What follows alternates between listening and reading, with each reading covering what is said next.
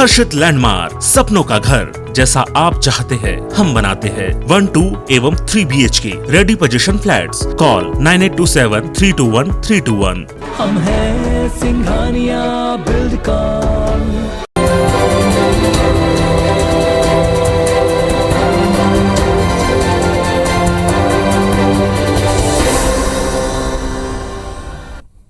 नमस्कार, मैं हूं शिरीष मिश्रा। छत्तीसगढ़ की बात में आप सभी का स्वागत है। मौजूदा दौर में विपक्ष मुखर होकर सत्ता पक्ष को घेरने का एक भी मौका नहीं छोड़ रहा। बीते दिनों NCRB ने साल 2020 की रिपोर्ट जारी की है, जिसके आंकड़ों को लेकर पूर्व मुख्यमंत्री रमन सिंह ने सरकार को घेरते हुए उसकी गलत नीतियों को इसके लिए जिम्मेदार ठहराया है। इसका जवाब देते हुए मुख्यमंत्री ने भी करारा वार किया है कि विपक्ष अपनी राजनीति चमकाने के लिए एक शांत प्रदेश को बदनाम कर रहा है। कांग्रेस ने भाजपा को आंकड़ों के तुलनात्मक अध्ययन की नसीहत भी दी है। अब सवाल यह है कि वास्तविकता के धरातल पर जो चुनौतियां हैं उसे लेकर क्या कदम उठाए जा रहे हैं, क्या वो पर्याप्त हैं? चर्चा होगी इस पर। पहले देखते हैं एक रिपोर्ट।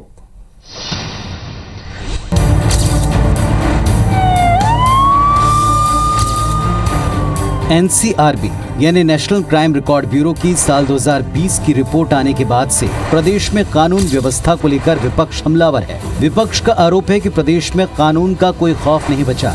दरअसल बस्तर में नक्सलवाद की चुनौती के साथ साथ सरगुजा में पारिवारिक कलह के चलते बढ़ती सामूहिक हत्याओं के मामले, तो राजधानी में मामूली से विवाद में चाकूबाजी के दौरान हत्या का एक ट्रेंड सा दिखा। गंभीर बात ये कि नशे की लत में नाबालिग भी इन वारदातों में लिप्त पाए गए। शंकर नगर में दिन दहाड़े सरेराह कोचिंग से लौटती युवती से छेड़छाड़, चलती कार से युवती को फेंकने की सनसनीखेज घटना, सरेराह मोबाइल की लूटपाट, शराब पीने के लिए अवैध वसूली और मारपीट के दर्जनों केस भी राजधानी पुलिस की किरकिरी करा चुके हैं। दूसरी तरफ राजधानी में नशे के कारोबार पर भी दावों के बावजूद पुलिस पूरी तरह अंकुश नहीं लगा पाई है।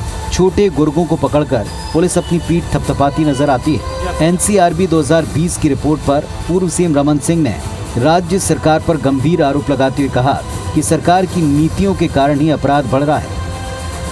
अपराध का सबसे बड़ा कारण जो है, ये पूरी तरीके से प्रशासनिक जो धमक होनी चाहिए वो खत्म होती जा रही है। यदि धमक होता है एसपी के बूट की धमक इतनी होती है कि जुआ सट्टा और अपराधी घर में घुस जाते हैं, मगर आज वही निरंकुश होकर सरकार के संरक्षण में घूम रहे हैं, इसलिए अपराध बढ़ती जा रही है।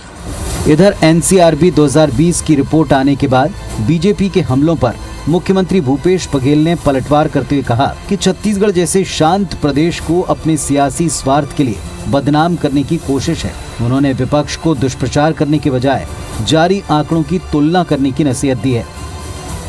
बिहार तो भारतीय जनता पार्टी शासित राज्य है, उसके गठबंधन के हैं, और उससे तुलना कर रहे हैं, मतलब खुद ही स्वीकार कर रहे हैं कि उसका शासन ठीक नहीं है। सरकार पर उंगली उठाने वाले जो कि बड़े उत्साह से 2020 की जानकारी लेकर दुष्प्रचार कर रहे हैं, एक बार उसके पहले का भी आंकड़ा उठाकर देख लें। हत्याओं के मामले में बिहार, मध्य प्रदेश, गुजरात, हरियाणा भी छत्तीसगढ़ से आगे हैं। बहरहाल प्रदेश में कानून व्यवस्था को लेकर चुनौतियों से इनकार नहीं किया जा सकता। इसे लेकर सत्ता पक्ष के अपने दावे हैं तो विपक्ष की अपनी दलीलें। उस पर NCRB की साल 2020 की जारी रिपोर्ट के बाद सूबे का सियासी तापमान बढ़ना स्वाभाविक है। सवाल ये, इन बढ़ती वारदातों की चुनौती से पुलिस प्रशासन कैसे निपटेगा? रायपुर से तहसीन जैदी के साथ ब्यूरो रिपोर्ट, IBC 24। बात सिर्फ आंकड़ों की नहीं है, बात सिर्फ इस बात की नहीं कि कौन से राज्य में ज़्यादा अपराध हो रहे हैं। बात इस बात की है कि राजधानी समेत बड़े शहरों में क्या हो रहा है। रात को किस तरह से लोग चाकू लेके घूम रहे हैं। यदि पुलिस CCTV फुटेज निकाल ले तो उसको पता चलेगा कि कहाँ कहाँ चाकूबाजी घटनाएं हो रही हैं। किस तरह से शंकर नगर में चाकू लहराता है एक व्यक्ति दिन में, किस तरह से जन्माष्टमी पर रात को चाकू लेके लोग घूमते हैं। और प्रदेश में जिस तरह से चाकू मंगाने का, ऑनलाइन चाकू मंगाने का जो ट्रेंड चला है, इसके साथ यदि VIP रोड में रात की धमा चौकड़ी आप देखें तो आपको साफ हो जाएगा कि पुलिस क्या कर रही है और प्रदेश की स्थिति क्या है। चूँकि ये राजधानी है और सारा माहौल राजधानी से बनता है, इसलिए ये जानना बहुत ज़रूरी है और सरकार को ये समझना बहुत ज़रूरी है कि राजधानी में पुलिस की धमक किस तरह से होनी चाहिए। रात को पुलिस को कहाँ कहाँ पर पहरा देना चाहिए और कहाँ कहाँ पर चेकिंग करनी चाहिए। कौन शराब पी के गाड़ी चला रहा है, उसकी गाड़ी में किस तरह के हथियार हैं, किस तरह का नशे का सामान है, और जो नशे का ट्रेंड बढ़ रहा है वो कहीं ना कहीं इस अपराध को बहुत तेज़ी से बढ़ा रहा है। इस खास मुद्दे पर चर्चा के लिए हमारे साथ दो खास मेहमान हैं। कांग्रेस से हमारे साथ कृषक कल्याण परिषद के अध्यक्ष सुरेंद्र शर्मा जी हैं, जो प्रखर वक्ता हैं, बहुत अच्छे नेता हैं। शर्मा जी, आपका बहुत बहुत स्वागत है। भारतीय जनता पार्टी से कृष्णमूर्ति बांदी हैं, जो मस्तूरी से विधायक हैं। सबसे पहले शर्मा जी, आपसे ही सवाल करना चाहूँगा। मैं राजनीतिक बयानबाजी में नहीं जाता हूँ, लेकिन डॉक्टर रमन सिंह जी की एक बात को जरूर उद्धृत करना चाहूँगा कि उन्होंने कहा कि जो जुआ सट्टा खिला रहे लोग हैं उनकी कहीं ना कहीं पुलिस प्रशासन में पकड़ है और उनके ऊपर कहीं ना कहीं राजनीतिक संरक्षण है। इस बात को लोग हमेशा बोलते हैं और ये बात अब महसूस भी की जाने लगी है। आपको भी मालूम है कि वो कौन से नाम है जो शहर में सरकार को और प्रशासन को बदनाम करते हैं और जिसके कारण पुलिस के हाथ भी बंधे होते हैं। देखिए डॉक्टर साहब, आपका कहना, आपके कहने से मैं कुछ सहमत हूँ और कुछ हद तक असहमत हूँ। डॉक्टर रमन सिंह जी का ये आरोप कि पुलिस की कोई धमक नहीं रह गई और पुलिस जो है कोई कार्रवाई नहीं कर रही है, ये आरोप बिल्कुल सरासर तथ्यात्मक दृष्टि से बिल्कुल अनुचित है। क्योंकि हिंदुस्तान में जो पुलिसिंग का जो रिकॉर्ड अभी जारी हुआ है उसमें छत्तीसगढ़ की पुलिस को दूसरे नंबर पर है और पिछले समय में जितने भी अपराध हुए, क्राइम हुए हैं, उसको जिस तत्परता के साथ छत्तीसगढ़ सुलझाया है, जिस तरह से अपराधियों को पकड़ा है, उसको दंडित किया है और जिस तरह से लगातार कार्रवाई की है, इससे ये कहना तो बिल्कुल ही गलत बात है। और जहां तक सरकार का सवाल है, सरकार का इसमें किसी तरह की संलिप्तता होना या किसी का संरक्षण होने का प्रश्न ही नहीं पैदा होता।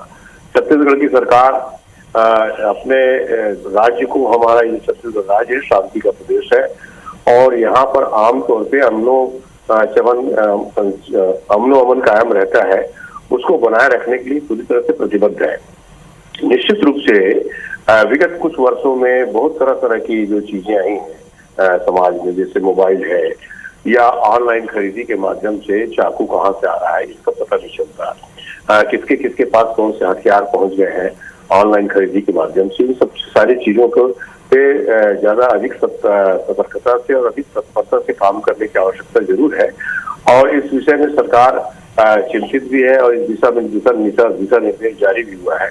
मगर मैं ये कह रहा हूँ कि छत्तीसगढ़ में अपराध तो हुए हैं और माननीय मुख्यमंत्री जी ने जैसा कहा कि ये आरोप प्रत्यारोप में मैं नहीं जाना चाहता, मैं आपकी बात से सहमत हूँ। हम छत्तीसगढ़ में हमारी सरकार है, हमारी जिम्मेदारी बनती है कानून व्यवस्था की स्थिति बिल्कुल सही चले, ठीक चले, लोग निश्चिंत रहे, सुरक्षित रहे, ये हमारी जिम्मेदारी बनती है। मैं पिछले 15 साल में क्या हुआ इस बात पे जाना नहीं चाहता, मगर मैं इतना जरूर कहना चाहता हूँ कि माननीय मुख्यमंत्री जी ने जब कहा है इस साल के आंकड़े के साथ साथ पिछले साल के आंकड़ों का भी तुलनात्मक अध्ययन जरूर भारतीय जनता पार्टी को करना चाहिए, उसके बाद आरोप लगाना चाहिए। चलिए, मुख्यमंत्री जी ने कहा है कि तुलनात्मक अध्ययन करना चाहिए। यूपी की रिपोर्ट भी है, मध्य प्रदेश की रिपोर्ट भी है। मध्य प्रदेश की स्थिति बहुत ज़्यादा खराब है, लेकिन हम बात छत्तीसगढ़ की कर रहे हैं।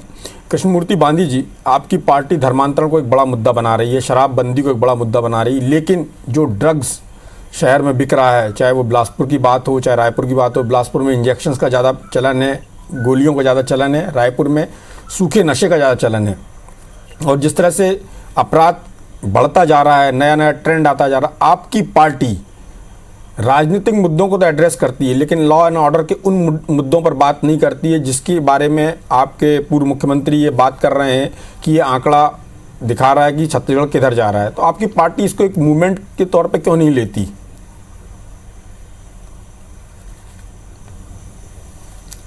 श्रेयस भाई, भारतीय जनता पार्टी सदैव छत्तीसगढ़ में होने वाली कानून व्यवस्था को लेकर के सदन से लेकर के सड़क तक लड़ाई कर रहा है। आपने भी देखा होगा कि भारतीय जनता पार्टी अपनी जिम्मेदारियों से सरकार को आगाह करने के लिए, चेताने के लिए स्थगन प्रस्ताव पर भी सरकार को कुछ तथ्य और प्रमाण प्रस्तुत करने के लिए भी किया गया था, लेकिन सरकार ने सदन के अंदर भी इस मुद्दे को स्वीकार न किया गया और न ही इस पर चर्चा आई। हमने सड़क पर भी इसको आंदोलन को लेकर के जनता को कर रहे हैं कि देखिए सरकार की जो पॉलिसियां हैं उस पॉलिसियों के कैसे कुछ ऐसी कुछ बातें आ रही हैं जिसके कारण छोटे छोटे अपराध और बड़े बड़े अपराधों की परसेंटेज बढ़ते चले जा रहे हैं। जैसे दारू के प्रति सरकार की जो नज़रिया है, एक तरफ तो लोगों को भ्रम की स्थिति पैदा करते हैं, दूसरी तरफ दारू की ऑनलाइन भी करते हैं। इससे अपराध की प्रवृत्ति ही समाज के अंदर बढ़ रही है। तो सरकार की भी नज़रिया ड्रग्स के हैं। हमने ड्रग्स के लेकर के ज़मीनी स्तर पर लड़ाई करने की बातचीत किया है। गांव में सुरेश भाई, आप किसी भी गांव में चले जाए, कौन गांव में कौन कोचिया दारू बेचता है, भांग बिकता है, सब है, लेकिन कौन जुआ खिलाता है, कहाँ पे जुआ बड़े बड़े चलते हैं, क्या रैकेट है, सबको मालूम रहता है, लेकिन कार्रवाई कोई नहीं करते हैं।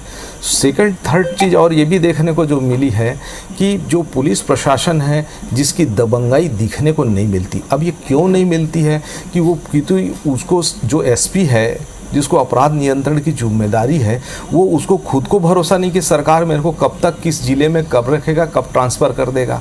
ट्रांसफ़र पोस्टिंग में भी है। युवाओं को रोज़गार के अवसर नहीं मिल रहे हैं, उनमें भी एक प्रकार के सामाजिक तौर पर जो एक फ्रस्ट्रेशन डेवलपमेंट होता है ना कहीं उसका फ्रस्ट्रेशन को भी समाज में एक अपराध के तौर पर निकलता है। तो रोज़गार के जो सृजन होने चाहिए वो भी नहीं है, बेखौफ हो गए हैं, धमक नहीं है प्रशासन का, ऐसी स्थिति में पड़ा हुआ है। अब हम इनसे कहते हैं कि जो आज अपराध के आंकड़े बढ़ रहे हैं कि ठीक है आज राजनीति भी नहीं हो, लेकिन सरकार की पॉलिसियां भी कुछ हद तक के समाज की राजनीतिक, आर्थिक, नैतिक जिम्मेदारी है। पोस्टिंग होने, भर्तियां होनी थी, हजारों भर्तियां की घोषणा पत्र में कृष्णमूर्ति बांधी जी, वो भर्तियां होती नहीं है, तो कहाँ से जाएंगे?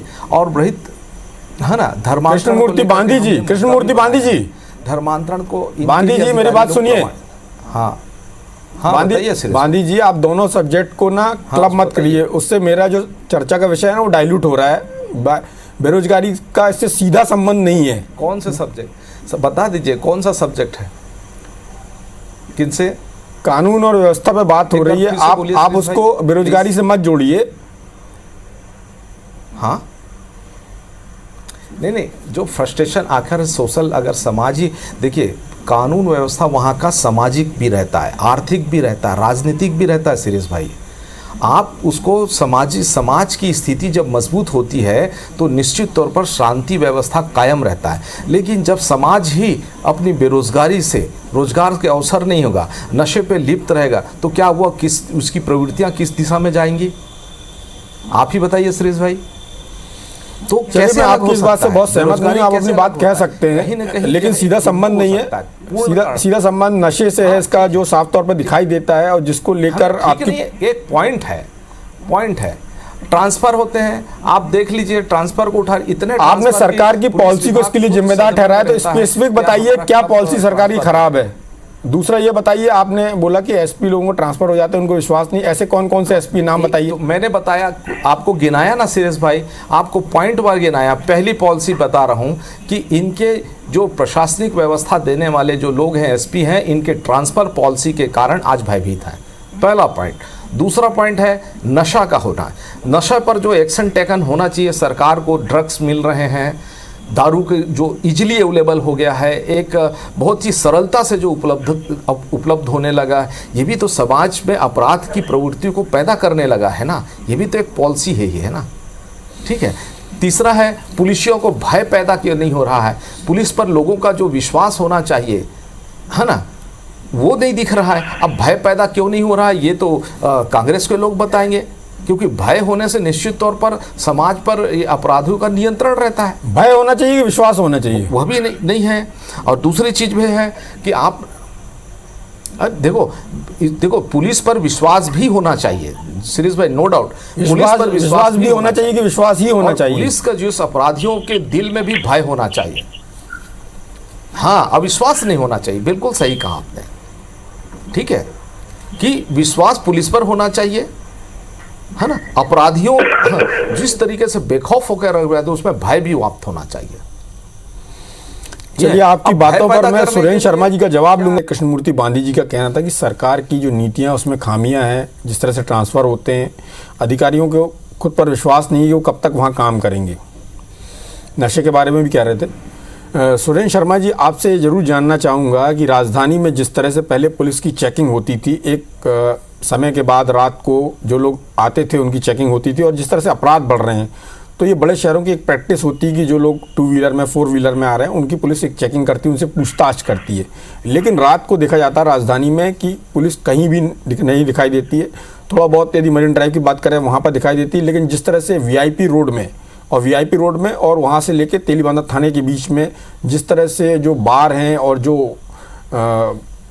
दूसरे क्लब हैं वहाँ पर जिस तरह से रात को नशे का कारोबार हो रहा है, और उसके बाद जो शहर में अपराध हो रहा है, और उसके अलावा जो छोटे वर्ग के लोग हैं जो ऐसे निर्धन वर्ग से आते हैं, लेकिन उनके बच्चे कहीं ना कहीं नशे की गिरफ्त में आने के बाद अपराध की दिशा में बढ़ रहे हैं। और आप लगातार देखेंगे, एक हफ्ते की खबरें देखेंगे तो आपको समझ में आ जाएगा राजधानी में किस तेज़ी से अपराध बढ़ रहा है। पुलिस क्या कर रही है, पुलिस का क्या एक्शन प्लान है, सरकार का इसमें क्या रुख होना चाहिए, वो सामने नहीं आता है। डॉक्टर साहब देखिए, सबसे पहली बात यह है कि सरकार की पॉलिसी और नीतियों के संबंध में जहां तक बांधे जी का प्रश्न है, तो सरकार की नीतियां किसी तरह से गलत नहीं है। सरकार की नीतियां, अगर कोई अधिकारी किसी जगह अपने काम को ठीक से करने में सक्षम नहीं हो पा रहा है तो उसको बदलना एक तरह से वो जिम्मेदारी बन जाती है, और उनको उनके काबिलियत के हिसाब से, उनकी योग्यता के हिसाब से उनको दायित्व सौंपा जाता है। दूसरी बात, आपकी चिंता से मैं बिल्कुल सहमत हूँ, मगर मैं आपसे एक बात भी निवेदन करना चाहता हूँ कि आपने देखा है कि छत्तीसगढ़ में कांग्रेस की सरकार आने के बाद इतनी बड़ी तादाद में ड्रग का जो पूरा एक माफिया चल रहा था, वो एक दिन में तो नहीं चल रहा होगा ना, कई वर्षों से चल रहा था। उसके कितने बड़े गिरोह उसका बन चुका था, बंबई से लेके कहां से कहां तक उसको पकड़ने का काम छत्तीसगढ़ की पुलिस ने किया है। इसके अलावा आप रोज जिन अखबारों में आप नशे के बढ़ते हुए कारोबार को पढ़ रहे हैं, उसी अखबार में आप इस बात को भी पढ़ रहे हैं कि रोज बड़ी तादाद में गांजा पकड़ा जा रहा है, नशे की दवाइयां पकड़ी जा रही हैं, और उनके खिलाफ मुस्तैदी से कार्रवाइयां भी हो रही है। निश्चित रूप से ये हमारी जिम्मेदारी बनती है कि आपने इस बात को ध्यान में लाया है, तो इसको निश्चित रूप से सरकार इस विषय में ध्यान निश्चित रूप से दे रही होगी, और आने वाले समय में आपको इन सारी जो विषय हैं, जो चिंताएं हैं, जो समस्याएं हैं, इनमें सुधार निश्चित रूप से दिखाई देगा। शर्मा जी, एक बात जरूर कहना चाहूँगा, जो क्वींस क्लब का मामला हुआ था उसके अपराधी अभी भी नहीं पकड़े गए हैं, वो अभी भी फरार हैं, और इसके अलावा जो नशे का कारोबार है उसमें पुलिस का जो कंसंट्रेशन रहता है वो टाटीबंध तक ही सीमित रहता है। उसके बाद वो तेलीबांधा साइड नहीं आता, जहाँ पर सबसे ज़्यादा ये कारोबार चल रहा है बड़े वर्ग में और दूसरे मध्यम वर्ग में। और इसके अलावा उन क्षेत्रों में जैसे टिकरापारा जैसे क्षेत्र हैं जहाँ पर लगातार निचले तबके में भी ये नशे का कारोबार बढ़ाया जा रहा है। आपने कहा गांजे को पकड़ा गया है, लेकिन गांजा कहाँ पकड़ा जा रहा है? गांजा पकड़ा जा रहा है सीमा पर, जहाँ से प्रवेश होता है, जिनको पहुँचाया जा रहा है उस नेटवर्क को नहीं क्रैक किया जा रहा है। नहीं, ये तो बड़ा एक छोटे स्तर पे जो खुदरा रूप से जिक्र किया जाता है उनको भी पकड़ा गया है, मगर वो ज्यादा मीडिया में नहीं आता, ज्यादा अखबारों में नहीं आता, ज्यादा चर्चा में नहीं आता। बड़ी तादाद में जो जखीरे पकड़े जाते हैं उनकी सूचना सबके बीच में आम होती है। पुलिस अपना काम कर रही है, और जहां तक क्वींस क्लब से संबंधित जितने भी अपराधी हैं उनको ट्रेस करने में पुलिस लगी हुई है। और मैं आपको यकीन दिलाना चाहता हूँ कि इस तरह से कारोबार करने वाले लोग छत्तीसगढ़ में कहीं बच नहीं पाएंगे। छत्तीसगढ़ की सरकार पूरी तरह से इस बात के लिए प्रतिबद्ध है कि हमारे यहाँ नशे के लत में पड़ करके या अन्य कारणों से किसी भी तरह के अपराध में लिप्त पाए जाने पर, किसी के जीवन को खतरे में डालने पर, किसी के अस्मत को खतरे में डालने पर ये सरकार किसी हालात में बर्दाश्त करने को तैयार नहीं है। और मैंने कहा ना कि ये तो अगर इसी तरह से जैसे डॉक्टर रमन सिंह जी कह रहे हैं या अन्य लोग कह रहे हैं, अगर ये बात सही होती तो छत्तीसगढ़ के पुलिस को पूरे भारत में दूसरे नंबर का दर्जा नहीं मिलता। पुलिस ने छत्तीसगढ़ के इन्वेस्टिगेशन में क्राइम को कंट्रोल करने में और अपराधियों को पकड़ने में, उसको दंडित करने में एक अच्छा मुकाम हासिल किया है। निश्चित रूप से अभी बहुत काम करना बाकी है, मैं इस बात से इनकार नहीं करता कि इससे बेहतर स्थिति हो सकती है, और सरकार इसके लिए पूरी तरह से प्रयत्नशील है कि इससे बेहतर स्थिति हम बनाएं। चलिए कृष्णमूर्ति बांधी जी, आपसे एक फाइनल कमेंट चाहूँगा सुझाव के रूप में। आप क्या सुझाव देना चाहते हैं सरकार को, पुलिस को, ताकि ये जो कानून व्यवस्था की स्थिति है वो कंट्रोल में आ सके और जिस तरह से अपराध बढ़ रहा है उस पर लगाम लगाई जा सके?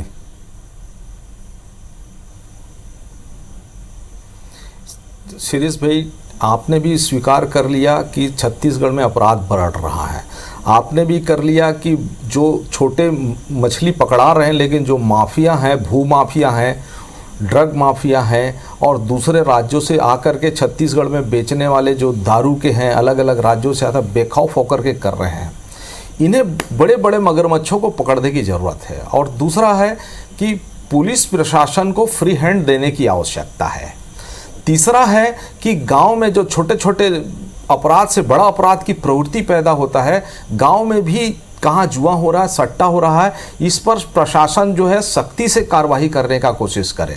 और तो और जो गांव में जो दारू बेचने की जो परंपरा, हर गांव में जा किसी से भी पूछ लेंगे कि इस गांव में कौन दारू बेचता है, कौन कोचिया है करके, तो आपको बता देगा। शिरीष भाई, कम से कम सरकार उन बातों पर तो अंकुश लगाए, तभी तो उम्मीद की जानी चाहिए कि सरकार, आपने जो सुझाव दिए हैं और सुरेंद्र शर्मा जी जिन चीज़ों की उम्मीद करते हैं और जिस तरह से राजधानी में एक अपराध का ट्रेंड बढ़ रहा है, उस पर लगाम लगाने के लिए सरकार प्रयास करेगी, सरकार पुलिस को मुस्तैद करेगी और जो जिन बिंदुओं को हमने उठाया है उन बिंदुओं का संज्ञान लेगी और राजधानी में लोग पहले की तरह शांति से रह सकेंगे। जिस तरह से बेखौफ होकर अपराधी घूम रहे हैं, तो अपराधियों पर भी लगाम लग सकेगी। इस चर्चा में भाग लेने के लिए आप सभी का बहुत बहुत धन्यवाद। नमस्कार।